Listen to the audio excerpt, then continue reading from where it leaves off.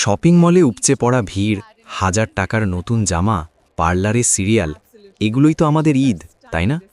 কিন্তু শহরের ওই সিগন্যালে দাঁড়িয়ে থাকা বাচ্চাটার ঈদ কেমন? অথবা যে রিকশাচালক মামা আপনাকে শপিং মল থেকে বাসায় নামিয়ে দিয়ে গেলেন, তার সন্তানদের ঈদ। আসুন আজ একটা অন্যরকম ঈদের গল্প শুনি। আমরা যখন ঈদের সকালে আতর মেখে মসজিদে যাই, তখন হয়তো কোনো মা তার বাচ্চার পুরনো জামাটাই ধুয়ে ইস্ত্রি করার চেষ্টা করেন।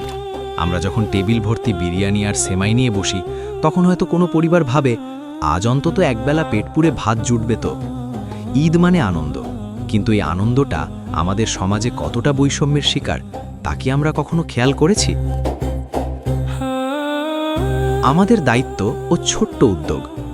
আপনার কাছে হয়তো ৫,০০০ টাকার একটা জামা কেনা খুব সাধারণ ব্যাপার, কিন্তু মাত্র ৫০০ টাকা দিয়ে ফুটপাতে বসা একটা বাচ্চার জন্য কেনা একটা নতুন টি-শার্ট তার কাছে পুরো পৃথিবীর সমান আনন্দ এনে দিতে পারে।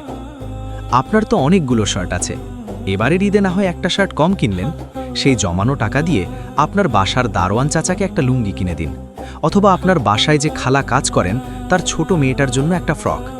বিশ্বাস করুন, ওই মানুষগুলোর মুখের যে হাসিটা আপনি দেখবেন, পৃথিবীর কোনো দামি ব্র্যান্ডের পোশাকে আপনি সেই শান্তি পাবেন না।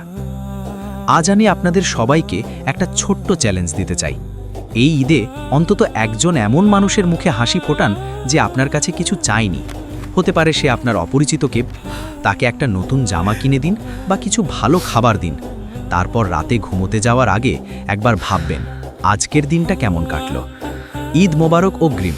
আপনার এই ছোট্ট ছোট্ট উদ্যোগগুলোই পারে সমাজটাকে সুন্দর করতে। ভিডিওটি ভালো লাগলে লাইক দিন এবং আপনার বন্ধুদের সাথে শেয়ার করে তাদেরও এই চ্যালেঞ্জটি নিতে বলুন। ভালো থাকবেন।